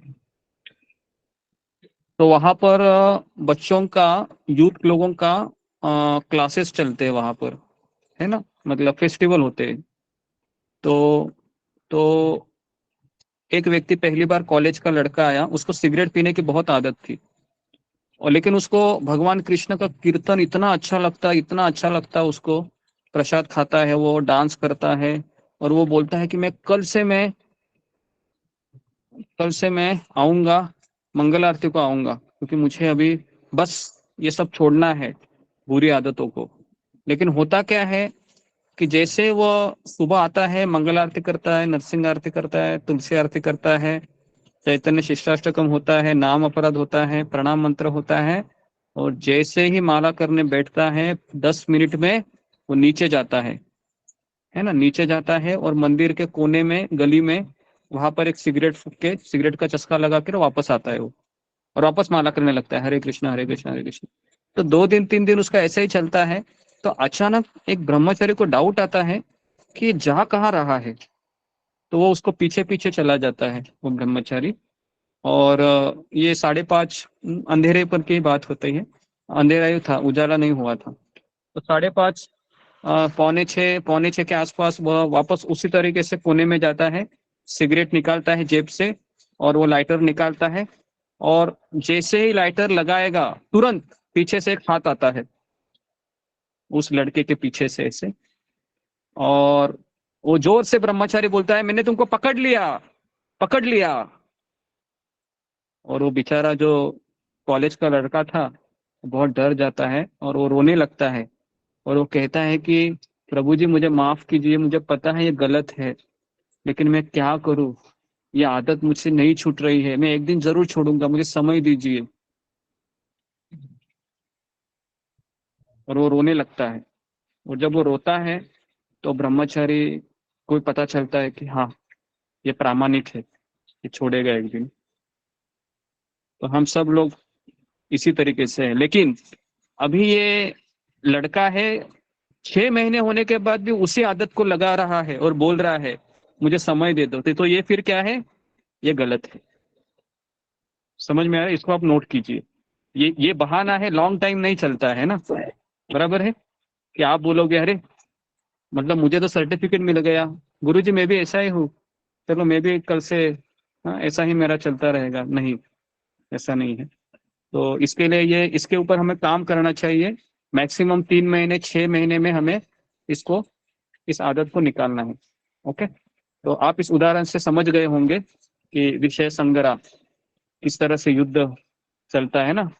तो अभी हम, हमारा हर एक का वीक पॉइंट है, हमको पता है 6 अनर्थों में से किसी का काम है, किसी का क्रोध है, किसी का लोभ है, किसी का ईर्ष्या है, किसी के मत्सर है। तो हम सब लोग उसके ऊपर काम कर रहे हैं, बराबर है। और कृष्ण क्या करता है, हमारा रथ उसी लोगों के सामने खड़ा कर देता है, और रोज वही झगड़ा होता है, रोज वही विषय होता है, रोज वही बातें, वो रोज वही मनमुटाव, रोज फिर बस बस बस बस वही वही चीजें रिपीट रिपीट होती रहती है ना। हम सब लोग अग्री करते हैं उसको, वही व्यक्ति होता है, वही विषय होता है, हम हार जाते हैं। रात को हमको पता चलता है, ये प्रवचन में तो मैंने सुना था, लेकिन मैं आज भी हार गई, मैं आज भी हार गया। कल वापस वो दिन आता है, वापस हार जाते हैं, फिर हम फ्रस्ट्रेट होते हैं, बराबर। फिर हम सोचते हैं मेरे से क्यों नहीं हो रहा है, क्यों नहीं हो रहा है, क्यों नहीं हो रहा है, क्यों नहीं हो रहा है। फिर हम संकल्प लेते हैं, समझ में आ रहा है, फिर हम संकल्प लेते हैं। तो अभी ये होता है तो हमको डिप्रेशन में नहीं जाना चाहिए, या हमको ये नहीं सोचना चाहिए कि भक्ति मार्ग मेरे लिए है ही नहीं, मैं अगले जन्म में करूंगा, ये भी नहीं सोचना चाहिए। हमें ये सोचना चाहिए मैं और मार्गदर्शन लेता हूं और मैं इसके ऊपर काम करूंगा। ठीक है, ओके। तो ये हो गया विषय संग्रह। उसके बाद अभी है नियमाक्षय। नियमाक्षय में क्या होता है कि वह नियम तो बना लेता है, मैं एकादशी के दिन 64 माला करूंगा, मैं 64 माला एकादशी के दिन करूंगी, मैं रोज तीनों सत्र अटेंड करूंगी, 3 सत्र अटेंड करूंगा। लेकिन कभी कभी नहीं हो पाता है ना। तो इस तरीके से नियमाक्षय। ओके, तो विषय संग्रह दशा में विषय भोगों का त्याग करने में संकल्प करके भी वो त्याग करने में समर्थ नहीं होता है, और नियमाक्षय में कि भजन का उत्कर्ष का साधन करने के लिए, नियम पालन के लिए वह समर्थ नहीं होता। ठीक है, तो इस तरीके से अभी ये प्रगति हो रही है क्या उसकी, या अधोगति हो रही है? प्रगति हो रही है गुरु जी। प्रगति हो रही है। प्रगति हो रही है जी, प्रगति हो रही है ना जी, बराबर है। तो जी, तो ये हमें पता होने चाहिए 6 पड़ाव, बराबर है। ये पड़ाव भगवत गीता में भी लिखे नहीं है, ये पड़ाव है हमारे आचार्य ने लिखे हैं। तो ये जो मैं आपको बता रहा हूँ ना, माधुर्य कादम्बिनी करके किताब है, उनमें हमारे आचार्यों ने लिखा है कि ऐसे पड़ाव भक्ति में आते हैं। और आखिरी अभी है, वो है कौन सा है, तरंग रंगिनी, लिखिए तरंग रंगिनी जी। तो ये आखिरी पड़ाव है। तरंग रंगिनी में क्या होता है, तो ध्यान पूर्वक सुनिए, हाँ, तो लिखना बंद कीजिए और पहले सुनिए, है ना, क्योंकि लिखने के बाद फिर वो चला जाएगा। हाँ, ओके, ध्यान पूर्वक सुनिए। तरंग रंगिनी क्या होता है? तरंग रंगिनी में ये होता है कि वह ऐसे स्तर पर पहुंच जाता है कि नियम का पालन करता है, विषयों से फाइट देता है ना, विषयों को फाइट देता है वह, और प्रतिदिन सुबह 4 बजे उठता है, वो 16 माला करता है ना, काम वासना को भी ना बोल पाता है, लोभ को भी ना बोल पाता है, ईर्ष्या भी उससे कई दूर रह जाती है। और ऐसा करते करते करते करते 4 साल 5 साल 10 साल हो जाते हैं, और उसके बाद लोग उसको क्या करते हैं, सलाम करते हैं। तो जबरदस्त भक्त है रे, क्या सही में 6 साल हो गया तुमको 16 माला कर रहा है, 7 साल हो गया, 8 साल हो गया, 4 साल हो गया, है ना। तो लोग उसके फिर पैर पड़ते हैं, उसको लोग माला पहनाते हैं। समझ में आ रहा है? तो ये 6ठा स्तर है जिसका नाम है तरंग रंगिनी। तो ये सबसे बड़ा ट्रैप है ना, ये सबसे आखिरी पड़ाव है। ये पड़ाव अगर हम पार कर लिए तो फिर क्या है, फिर हमको भगवान निष्ठा देते हैं। लेकिन इस पड़ाव में हम और अधिक जाएंगे। तो भक्ति का ये गुण है कि जिसके पास भक्ति है ना, वो चमकता है। मतलब लोग उसकी पूजा करते हैं, लोग उसको सलाम ठोकेंगे, लोग उसको चरण धोएंगे, लोग उसको माला पहनाएंगे, लोग उसको कहेंगे प्रभु जी गुरु जी आप आ जाइए यहाँ पर, आप हमारे घर आए, हमारा अहोभाग्य है। तो ऐसे शब्द उसको रोज सुनाई देंगे, रोज उसको रोज दंडवत मारेंगे, उसको स्तुति करेंगे, सब होगा उसका। तो भक्ति में आने के बाद ये 3 चीजें उसको मिल जाती है आखिरी स्तर पर। क्या मिल जाता है? पहला लिखिए पूजा, लोग उसकी पूजा करते हैं, ये पहला है, पूजा मिल जाता है उसको। दूसरा है प्रतिष्ठा। प्रतिष्ठा मतलब, प्रतिष्ठा का अर्थ है कि उसका प्रसिद्धि है ना, वो फेमस हो जाता है। प्रतिष्ठा, प्रतिष्ठा, हाँ फेमस हो जाते हैं वो लोग जी, फेमस हो जाते हैं। लाभ, लाभ मतलब उसको लाभ मिलता है ना। तो लोग उसको गिफ्ट भेजते हैं, है ना, उसको अच्छा लगता है। इस तरीके से ये होते रहता है ना जी। तो अभी ये उसकी भक्ति में प्रगति हो रही है क्या? ये सब उसको मिल रहा है जी, हो रही है भक्ति में प्रगति। लेकिन वो अगर ये कहेगा मुझे इतना सब मिल रहा है, मतलब मैं कितना अच्छा भक्त हूँ, मैं मेरे गुरु का सबसे अच्छा शिष्य बन गया, अभी मैं इसी जन्म में भगवत धाम चला जाऊंगा, बस अगली ही रात बाकी है, तो फिर क्या हो जाएगा उसका पतन हो जाएगा, पतन हो आ जाए, जाएगा, फिर उसका अहंकार पतन आ हो जाएगा। जाएगा। समझ में आ रहा है? अहंकार तो ये अहंकार हो जाएगा, डिमोशन हो जाएगा। हाँ, तो इसके लिए ये जो पड़ाव है ना तरंग रंगिनी, ये इतना आसान नहीं है। क्यों आसान नहीं है? क्योंकि सबको मीठा मीठा बोलना अच्छा लगता है। अच्छा लगता है कि नहीं? कोई अगर आपके पास आकर भक्त बोले माता जी आप कितनी अच्छी हो, 1 साल से आ रही हो, वाह वाह, आप इतना अच्छा प्रश्न के उत्तर देते हो, आप भजन भी इतना बोलती हो, है ना। तो फिर आपको क्या लगेगा, अरे हाँ, मुझे पता ही नहीं ये, मुझे लगता है कि सारे सत्संग में यही माता जी है जिसको पता है मैं अच्छा भक्त हूँ, है ना। फिर वो उसका और उसका फिर जम जाएगा। दोनों फिर का फोन कॉलिंग शुरू हो जाएगा। फिर वो रोज उसकी स्तुति करेगी, उसको भी लगेगा हाँ तुम ही पहचान गई मेरे को, है ना। तो इस तरीके से उसका अहंकार और बढ़ेगा और बढ़ेगा और बढ़ेगा।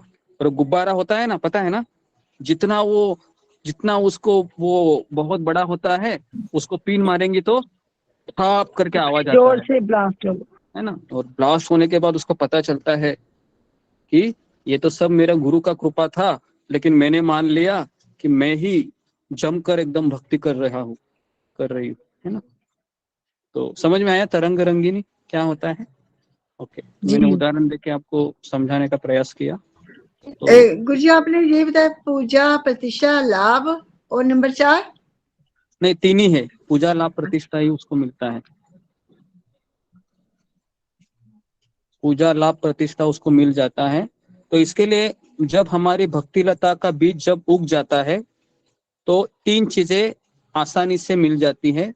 उसको कहते हैं भक्ति की उपशाखा। ये उपशाखा है जो पेड़ रहता है ना, कितने लोगों ने देखा है कि पेड़ उगते समय उसके अगल बगल में घास फूस भी निकल जाती है, निकलते कि नहीं? थोड़ी बगल में घास फूस निकलते देखो, है ना। हाँ, तो फिर क्या होता है कि वो घास फूस ही उसका पानी सोच लेती है। और अगर हमने ध्यान नहीं दिया तो क्या होगा, वो जो घास फूस जो उगा है ना वही आगे बढ़ेगा और हमारी भक्ति लता सूख जाएगी। तो इस तरीके से ये सबसे बड़ा ट्रैप है। तो ये है तरंग रंगीन, ठीक है। तो इस तरीके से ये 6 पड़ाव जब हम पार करते हैं, मान लो। गुरु जी प्रणाम, सॉरी गुरु जी आपने बोला कि पेड़ के साइडों में जो घास होता है वो उग जाता है, तो उसका जो पानी होता है वो खुद सोख लेते हैं। तो इसको प्रैक्टिकल में अध्यात्म भौतिक संसार में कैसे करेंगे? नहीं, मैंने ये कहा कि ये स्तर है वो बहुत ऊंचा स्तर है, क्योंकि ये तरंग रंगीन स्तर तभी प्राप्त होता है जब हम 5 पड़ाव में एकदम हम फिक्स अप रहते हैं, नियम पालन करने में, विषयों से युद्ध करने में, इत्यादि इत्यादि। क्योंकि ये इतना आसान नहीं है कि, है ना। तो यानी गुरुजी ये तीनों जने उसको लूट के ले जाते हैं। हाँ, ये घास तीनों जन क्या घास करते के हैं, रूप में आके घास के रूप में आके तीनों जने ले जाते हैं उसको। पूजा हाँ लाभ जी गुरुजी। प्रतिष्ठा वाला व्यक्ति, हाँ बराबर सोचा आपने कि ये पूजा लाभ प्रतिष्ठा ही उसको हरा लेती है। फिर वो अपने आप को फिर स्वामी समझता है, समझ में आया ना। तो वो सेवक नहीं समझता है। तो हाँ, तो इसके लिए अगर वो भक्तों के संगति में है तो उसको भक्त बोलेगा, प्रभु जी ये आपको हार पहना रहे हैं ना, ये हार पता है क्यों पहना रहे हैं? क्योंकि आपने गुरु से काफी ज्ञान लिया है और आप वो दूसरों को बता रहे हैं, तो आप में उसका कुछ नहीं है, तो आप जरा जमीन के नीचे आ जाइए। समझ में आ रहा है? ये कौन उसको बताएगा? उसका जो संगी भक्त है ना, उसका जो सहपाठी भक्त, वो उसको बताएगा कि आप गलत जा रहे हैं। इसके लिए अकेले भक्ति करोगे तो सबसे डेंजर क्या है? अकेली भक्ति करोगे तो सबसे डेंजरस जोन है कि हमें पता ही नहीं है कि मैं सही जा रहा हूँ या गलत जा रहा हूँ। तो इसके लिए जो व्यक्ति बोलेगा मैं भक्ति कर रहा हूँ, मेरा गोपाल जी को मैं रोज अगरबत्ती घुमा रहा हूँ, भोग लगा रही हूँ, मैं उसका अभिषेक करता हूँ, सब कुछ कर रहा हूँ, लेकिन आपको कोई बताने वाला ही नहीं है आप सही जा रहे हैं गलत जा रहे हैं, और आप अपने ही मन से अपने आप को सर्टिफिकेट देके चलते हैं कि मैं सही ही जा रही हूँ, तो ऐसा व्यक्ति हमेशा गलत दिशा में ही प्रवेश करता है। ओके, तो इस तरीके से ये 6 पड़ाव, हमने कल 3 पड़ाव चर्चा किए थे और आज हमने आखिरी 3 पड़ाव को पार किया। हमने बताया ये 6 पड़ाव जब हम पार करते हैं सफल तरीके से, उसके बाद हम ऐसे स्तर पर पहुंचते हैं, उसको कहते हैं निष्ठा। निष्ठा मतलब हम फिक्स्ड अप हो जाते हैं हमारी साधना में, है ना। तो आपको कैसे पता चलेगा मैं फिक्स्ड अप हो गया हूँ या हो गई हूँ? जब तक हम कम से कम 3 से 5 साल, कम से कम 3 से 5 साल हम सुबह उठ के हमारी 16 माला करते हुए नहीं दिखाते हैं, है ना, तब तक हम फिक्स्ड अप नहीं हो गए। क्योंकि ये 3 साल में इतने प्रॉब्लम आएंगे, ये सारे चीजें होंगी, नियम बनाएंगे, नियम टूटेगा, उसके बाद विषय से हम आकर्षित होंगे और आप बोलोगे अरे मैं प्रवचन इतना सुनता हूँ, इतनी सुनती हूँ, लेकिन मैंने ये क्या किया, मेरे नहीं होना चाहिए था। मैं काम के वशीभूत हो गया, मैं क्रोध के वशीभूत हो गया, मैं लोभ के वशीभूत हो गया, ये मेरा क्या चल रहा है। तो ऐसे आप ग्लानि, आत्मग्लानि होगी, लेकिन ये आत्मग्लानि से हमारे शुद्धिकरण होगा, क्योंकि वो आत्मग्लानि से हम एक नई पहुंच को हम प्राप्त करेंगे कि और हम डिटरमाइन होंगे कि कल से मैं 10 दिन 15 दिन के लिए ये सब बंद बंद बंद, फिर उसको आप और थोड़ा बढ़ाएंगे। और इस तरीके से आप मंत्र का जब भी चल रहा है, सत्संग भी चल रहा है, तो धीरे धीरे धीरे धीरे निष्ठा स्तर प्राप्त होने के लिए कम से कम 20 साल लगते हैं। कितने साल लगते हैं? 20 साल। ये 2 साल 4 साल 3 साल की बात नहीं है। ओके, क्योंकि तब फिक्स्ड अप होते हैं हम, क्योंकि 20 साल से हम साधना कर रहे हैं। ओके जी, तो इसका ये मतलब भी नहीं है कि 20 साल लगेंगे। अगर कोई व्यक्ति बहुत ज्यादा एफर्ट मारता है ना, कसकर, और उसके घर में कोई बोलने वाला भी नहीं है, तो वह कम साल में भी निष्ठा तक आ सकता है। लेकिन फिर भी अनर्थ इतने भरे हुए हैं हमारे हृदय में कि उसको निकल पाना बहुत कठिन है। लेकिन फिर भी हम भक्तों के संगति में अभ्यास करते रहेंगे, तो एक दिन ये सारे अनर्थ निकलेंगे। और कल हम आपको बताएंगे कि कितने प्रकार के अनर्थ होते हैं। ओके, तो कल का दिन भी बहुत इंपॉर्टेंट रहेगा। तो कल 4 प्रकार के अनर्थ मैं आपको बताऊंगा इसी किताब में से। तो एटलीस्ट हमको इतना तो पता चलेगा ना कि भक्ति के स्तर क्या होते हैं और मुझे किन किन लोगों से निपटना है। तो फिर एटलीस्ट हम हमारा एफर्ट फिर जारी रखेंगे। ठीक है, तो यहाँ पर मैं रुकता हूँ। किसी के कुछ प्रश्न है तो बताइए जी, फिंगर को रेज कीजिए जी, अभी कीजिए। किसके प्रश्न है? गुरु जी प्रश्न? दंडवत प्रणाम गुरु जी। जी जी बोलिए प्रश्न। तो मैं 1 मिनट का अनाउंसमेंट कर दूं क्या, एक जी अगर आप आज्ञा दे तो। हाँ बोलिए। कई नए भक्त आए हैं तो उनकी सूचना के लिए, बाकी कुछ पुराने भक्त भी हैं, कि सेशन में आप जब भी रहें अपना कैमरा ऑन रखें और माइक को बंद रखें। अगर आपको कुछ पूछना है तो आप हैंड रेज कीजिए, और गुरुजी का जब आपको अवसर दें उस समय आप बोलें। तो कृपया जो नए पुराने भक्त को ही पता है, नए भक्त इसको नोट करें। आप अकस्मात से अपना माइक ऑन करके बोलना आरंभ ना करें। आप अपना हैंड रेज करें, गुरुजी आपको अवसर देंगे, फिर आप बोलें। गुरुजी जो 3 सत्र चलाते हैं, एक जपा सत्र जो 4 बजे सुबह से होता है, जपा टॉक उस समय गुरुजी देते हैं 4 से 4:15, कभी कभी 4:15 से 4:30 भी होता है। और गुरुजी की सेवा है, इस कारण से ये चेंज हो रहा है। अदरवाइज गुरुजी 4 बजे ही देते हैं, 4 से 4:15 जपा टॉक होता है, 4:20 में वो खत्म हो जाता है। जपा के लिए हमारे लिए ये आवश्यक है कि क्या क्या हमें सावधानियां हैं, गुरुजी सारे टॉपिक उसमें कवर करते हैं। दूसरा 9 बजे से भागवतम का सत्र है, या जो हमारे आचार्यों के जीवनी के विषय में गुरुजी बताते हैं। और जो तीसरा सत्र जो अभी हमारा चल रहा है 2:45 बजे से। तो एक हम आप सभी भक्तों से विनती है कि गुरुजी आजकल 2:55 के करीब आ जाते हैं, लेकिन भक्त 3:05 3:10 तक आते हैं। तो कृपया आप लोग पहले आने का प्रयास करें, 2:55 तक आ जाए। अगर आप गुरुजी के बाद आते हैं तो आप कैमरा ऑन करके माइक को अनम्यूट रखिए, वहीं से आप गुरुजी को दंडवत प्रणाम कीजिए। गुरुजी उसको समझ जाएंगे, क्योंकि गुरुजी प्रवाह में रहते हैं, भजन के जो अपने हमको प्रवचन देते हैं या भजन करते हैं उस प्रवाह में रहते हैं, तो उसको वो बाधित हो जाता है अगर आप अनम्यूट करके बोलते हैं। तो कृपया इसकी सावधानी रखें। और इम्पोर्टेंट कल एकादशी है, तो आप लोग इसको एक रिमाइंडर अभी मैं आप लोगों को बता रहा हूँ कि कल एकादशी है, पद्मनी एकादशी। तो अभी से मूड बना लें। गुरुजी 64 माला के लिए अब बोलते हैं और उसमें सत्र में आता भी है। गुरुजी तीसरा जो एक नए भक्तों से एक कंप्लेन आई है, जो आपके माध्यम से मैं सभी भक्तों के सामने रख रहा हूँ, कि होता क्या है कि 3 बजे सुबह सत्र में लोग लॉग इन कर लेते हैं और वो उस समय जपा करते हैं, हैंड रेज करते हैं।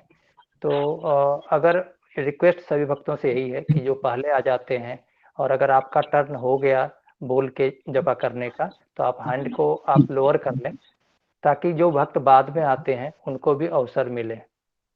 तो जी ऐसा हो जाता है कि कई भक्त को 2 बार मिल जाता है, किसी भक्त को 1 बार भी नहीं मिलता। और गुरुजी जी ने बोला है कि गुरुजी सबको मॉनिटर करते हैं कि कौन कैसे बोलता है, और गुरुजी सुनते रहते हैं कि कोई सही उच्चारण कर रहा है कि नहीं कर रहा है। तो इसलिए सबको अवसर मिलेगा तो गुरुजी की जो सबको मॉनिटर कर पाएंगे। तो कृपया इसका जो बाकी भक्तों से निवेदन है जो पहले ज्वाइन करते हैं उससे विशेषता। तो गुरुजी यही विनती है गुरुजी। धन्यवाद, प्रणाम गुरुजी। जी ओके, धन्यवाद कृष्ण मोहन प्रभु। तो सब लोग इसका ध्यान रखिए, चपा के समय आपको दूसरा टर्न नहीं लेना है ना, 7 बजे के बाद आपको लेना है। तो जो लोग आते हैं तो उनको आपको अवसर देना है, ये भी एक वैष्णव सेवा है। ओके जी जी। तो हम क्वेश्चन लेते हैं अभी 4-5 मिनट। ओके, शिखा दुबे। हरे कृष्णा गुरु जी, दंडवत प्रणाम। गुरु जी, जैसे आप बोले ना कि कभी कभी माला अपना रह जाता है। गुरु जी, मेरा आवाज आ रहा है? जी आ रहा है। जी, तो गुरु जी कभी कभी ऐसे हो जाता है ना कि हम नहीं चाहते कि माला छोड़े या कुछ करे, लेकिन कभी कभी इमरजेंसी ऐसा आ जाता है घर में कि हमें वो रखना पड़ता है। तो इस वजह से गुरु जी थोड़ा डिस्टर्ब हो जाता है, कभी कभी ऐसा सिचुएशन आ जाता है। यही मैं पूछ रही थी। और गुरु जी, जैसे ये बात मैं अभी पूछ सकती हूँ, जैसे कि हम चाहते हैं कि ये काम हो जाए, इससे जो लक्ष्मी मिले, हम इसको टेम्पल कृष्ण के काम में हमको देना है, तो क्या ऐसा सोच के वो काम करना सही है कि गलत गुरु जी? ये सही है। सही है ना? तो इसमें अपना कोई लालच नहीं हुआ जी तो भगवान के लिए। जी गुरु जी जी, यही बोला। जी। नेक्स्ट रूबी कुमारी माता जी। हरे कृष्णा गुरु जी, धन्यवाद प्रणाम। सभी भक्तों को धन्यवाद प्रणाम। गुरु जी, मेरा क्वेश्चन था कि जैसे हम भक्ति करते हैं, जैसे भौतिक जगत में भी हम कुछ करते हैं तो हम गोल बनाते हैं किसी चीज के लिए कि मतलब मैं ये करूंगे तो मुझे ये मिलेगा। तो हम भक्ति में भी गोल बनाते हैं कि मैं इतने दिन भक्ति करूंगी तो मुझे ये मिलने वाला। जैसे कि मुझे दीक्षा चाहिए तो दीक्षा के लिए मैं 5 साल जैसे करती हूँ भक्ति, और इसके बीच में मुझे बहुत सारी परेशानी आती है। तो मैं जैसे कि बहुत मेरे अंदर कमियां है, तो कमियों को मैं कमियां भी, गलतियां भी हो रही है मेरे से, और मैं चीजें भी करती जा रही हूँ। पर मुझे कुछ गोल है कि मुझे ये चाहिए, इसीलिए मैं कर रही हूँ। तो गुरुजी, लालच जैसे कि अपने को कहते हैं ना, गाजर दिखा रहे, तो ये क्या सही है? आध्यात्मिक लालच है वह सही है, क्योंकि उससे हम भगवान के पास जाना चाहते हैं। जैसे दीक्षा चाहिए मुझे इसलिए मैं कर रहा हूँ, मुझे भगवत धाम चाहिए इसके लिए मैं कर रहा हूँ या कर रही हूँ। तो ये लालच नहीं है, ये तो एक हम बोल सकते हैं कि ये जीवन का ध्येय है ना। लेकिन हम जब प्रवचन सुनते हैं तो फिर दीक्षा तो हो जाती है 5 साल में, लेकिन दीक्षा के बाद क्या? दीक्षा के बाद क्या? तो फिर वापस दूसरा गोल सेट करना पड़ता है। तो इसके जी लिए जी गुरु जी। हमारा एक ही गोल हमारा सेट होना चाहिए, वह है हमें गुरु की सेवा हमको करते रहना चाहिए जिंदगी भर, क्योंकि वो सेवा कभी खत्म नहीं होती है ना। वो हमेशा कंटिन्यू रहती है, वो मरते दम तक। जैसे शिला प्रभुपाद जी ने अपने गुरु की सेवा की, उनके गुरु चले गए भगवत धाम में, लेकिन फिर भी वो अपने गुरु के आगे का पालन आखिरी सांस तक करते रहे। तो ये हमारा गोल होना चाहिए। ओके हाँ ओके गुरु जी, धन्यवाद गुरु जी। हरे कृष्ण। ओके।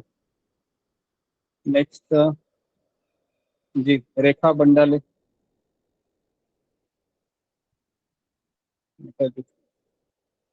हरे कृष्णा गुरु जी, दंडवत प्रणाम। जी बोलिए। गुरु जी, आवाज आ रहा है? जी जी आ रहा है। गुरु जी, जो आपने 5 पॉइंट बताया नियमाक्षय, उसमें आपने बताया कि 16 माला करने के खुद को संकल्प करना चाहिए हमें। तो गुरु जी, वो नियम पालन करने के लिए खुद को कैसे तैयार करें? मतलब हम उस पे अड़िग रहे, विचलित नहीं हो, तो वो कैसे होगा? नहीं, मैं वही बता रहा हूँ कि हम जब नियम बना लेते हैं तो हमें डायरेक्ट 4 से 16 माला पे जंप नहीं करना चाहिए।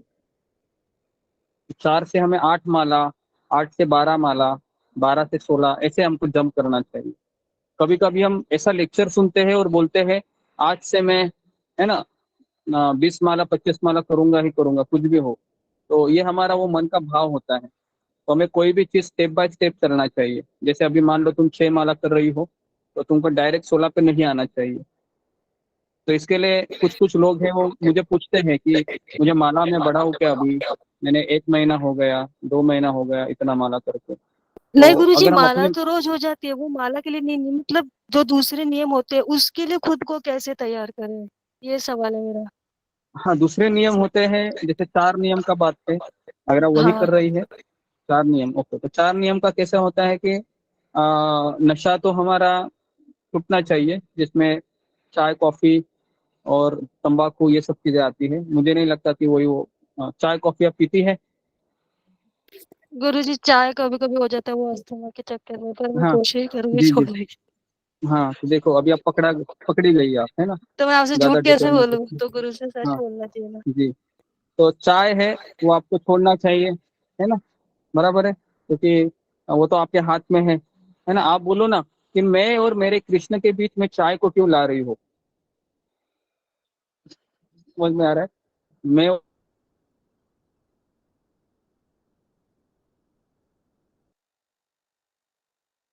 गुरुजी आपकी आवाज नहीं आ रही है। हरे कृष्णा जी, हाँ हाँ अभी आ जी। रही तो है। हमारे, हाँ तो हमारे इस्कॉन मंदिर में भी चाय मिलती है ना। अगर आप मुंबई में रहती हो तो वहाँ पर आपको मिल जाएगी, है ना, हर्बल टी या कॉफी भी मिल जाती है, उसको आप पी लीजिए तो पर धीरे धीरे गुरुजी छूट कॉफी जाएगा। भी तो नहीं पीते ना, जैसे कि आपने बताया। लेकिन वो जो कॉफी रहती है ना वो बिना कैफीन की होती अच्छा। है ना। हाँ, हमें चाय पीने से हमें नफरत नहीं है, उसमें कैफीन होता है ना, उससे नफरत है, ठीक है, ओके। तो ये एक मैंने उदाहरण दिया, और भी कई उदाहरण हो सकते हैं, लेकिन फिलहाल आप इसके ऊपर ही काम कीजिए, ओके धन्यवाद गुरुजी, हरे कृष्ण। जी। नेक्स्ट, अगला किसका है?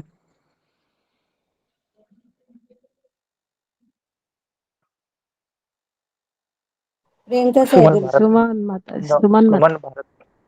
प्रणाम गुरु जी, प्रणाम गुरु जी।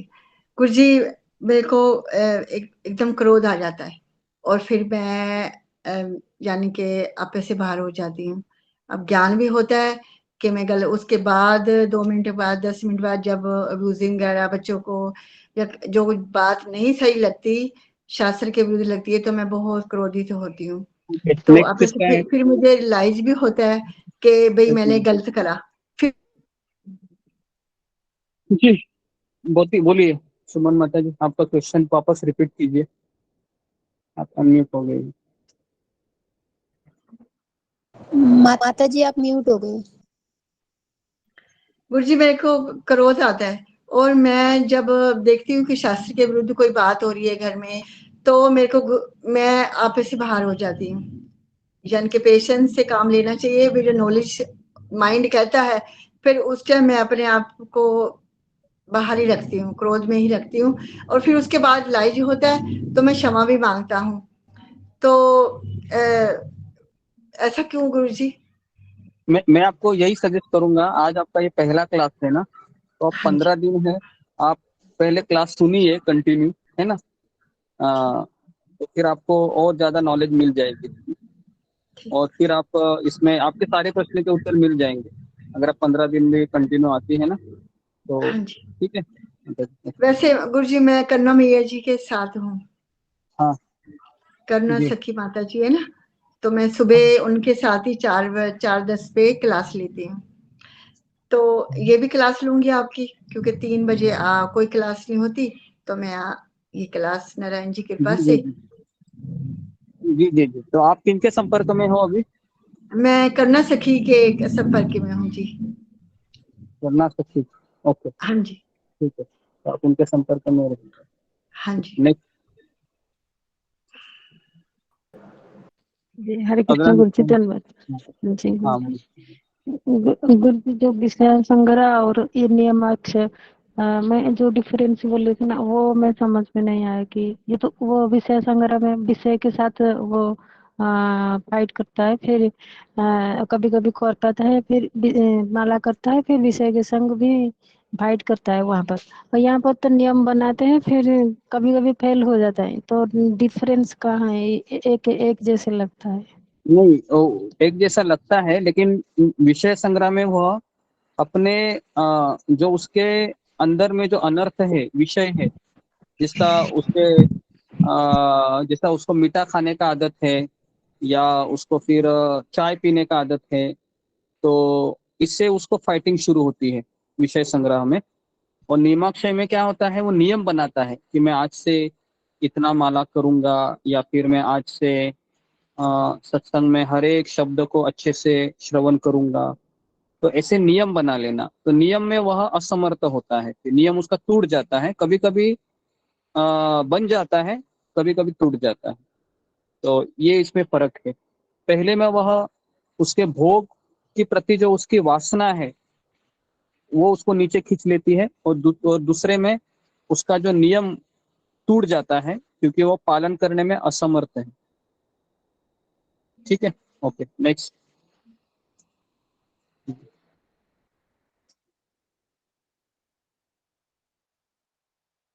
जी नेक्स्ट किसका है?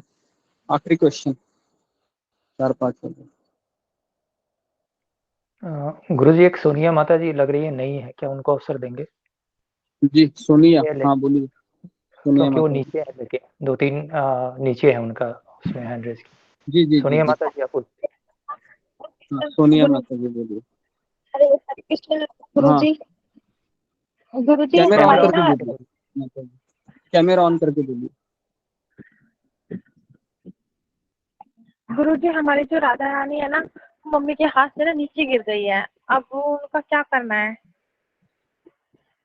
नीचे गिर गई है तो आपको क्षमा मांगनी चाहिए, और आपको भगवान से प्रार्थना करनी चाहिए कि मेरे से गलती हुई तो मुझे क्षमा कीजिए।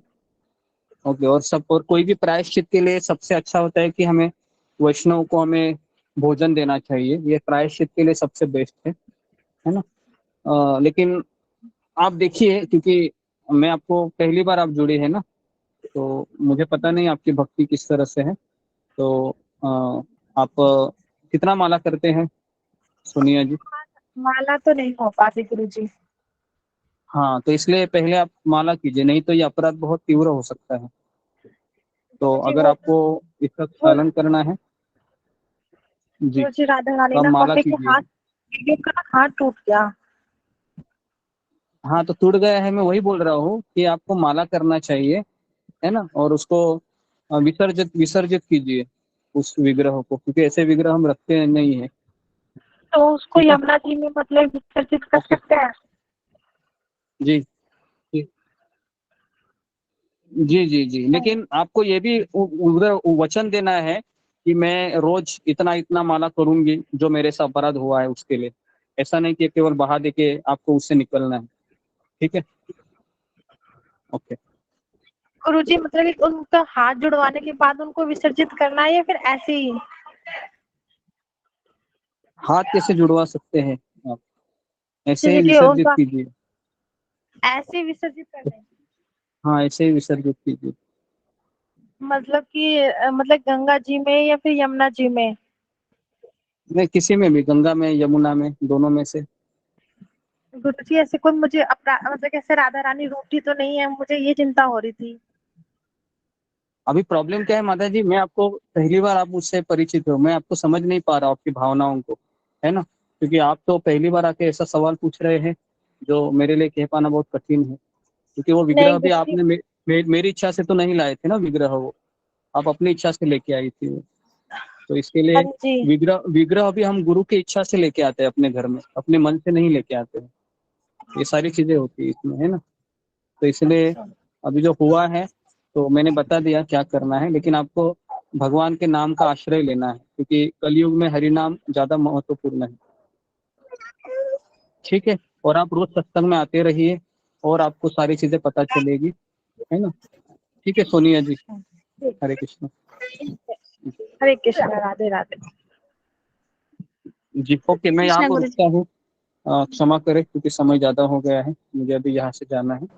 तो आप सबका बहुत बहुत धन्यवाद। हरे कृष्णा हरे कृष्णा कृष्ण कृष्ण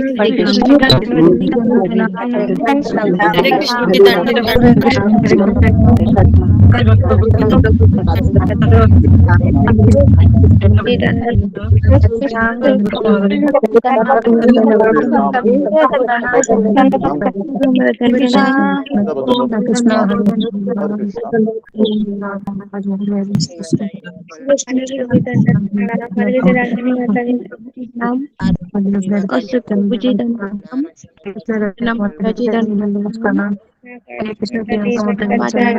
प्रणाम। रंजना माता जी धन्यवाद माता जी धन्यवाद प्रणाम। ज्योति माता जी धन्यवाद प्रणाम। ज्योति माता जी धन्यवाद प्रणाम।